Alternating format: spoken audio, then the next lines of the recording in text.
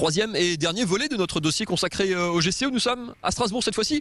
On a quand même trouvé des gens qui défendent ce projet. Michel Chalot, bonjour. Bonjour. Merci de nous accueillir. Vous êtes installé dans le quartier du Port du Rhin à Strasbourg. Vous dirigez une entreprise de transport familiale depuis 3 générations. Et vous êtes surtout le président de l'URTA, le principal syndicat régional des transporteurs routiers. On avait tâté un peu les politiques, très frileux pour venir défendre ce projet. Vous, ce projet de GCO, il vous tient à cœur et vous êtes résolument pour. Alors absolument, je suis résolument pour à 2 titres. D'abord parce qu'aujourd'hui on ne peut pas rester dans la situation dans laquelle on est. À hauteur de Strasbourg, l'axe nord-sud est aujourd'hui et depuis quelques années à saturation. Donc il va falloir impérativement l'alléger. De plus, on sait que malgré tout ce qui est dit, il y aura toujours un trafic routier qui continuera d'augmenter, même s'il augmentera de moins en moins, mais il le continuera. Et à partir de là, il nous faudra bien sûr un itinéraire de délestage. Et il est vrai que je n'en vois pas d'autre que le GCO. Les opposants, les nombreux détracteurs à ce projet disent justement que le délestage sur le GCO sera vraiment minime. On parle de 5-10% maximum du trafic. Vous n'êtes pas d'accord, vous, avec ces chiffres? Non. D'abord, pour 2 choses.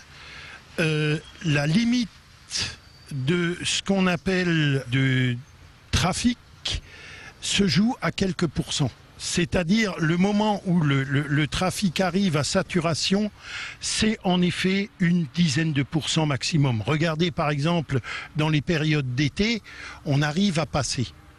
Parce qu'il y a les congés, donc on sait qu'il y a une limite qui existe. Aujourd'hui, dans les jours normaux, on l'a atteinte. À partir de là, ce qu'il faut faire, c'est en effet continuer à développer le GCO, le projet GCO, qui normalement est acquis, parce que c'est lui aussi, et c'est la deuxième raison pour moi, qui déterminera l'attractivité du territoire alsacien.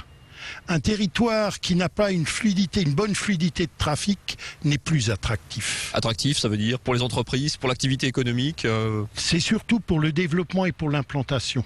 À partir du moment où le développement, je parle uniquement au niveau économique, mais à partir du moment où l'attractivité du territoire n'est plus bonne, les entreprises extérieures ne viendront plus.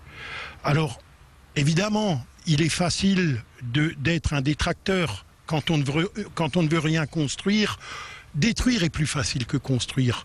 Mais par contre, construire, être constructif et dire demain, on doit projeter l'Alsace dans quelque chose de plus politique, ce qui est pour moi le rôle des politiques, ça, on n'en sent pas la volonté.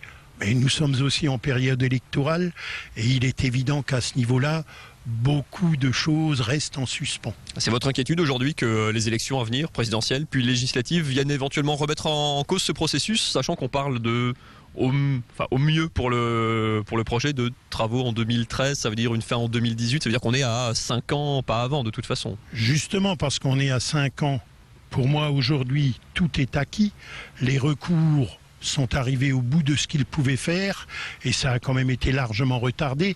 Donc maintenant il est en effet urgent, disons, de laisser les choses se faire et de faire enfin ce GCO. Merci beaucoup, Michel Chalot. Vous pouvez faire votre idée du coup sur l'avancement de ce projet et on va voir si ce projet devient un thème de campagne pour les présidentielles, pour les législatives peut-être davantage dans notre région.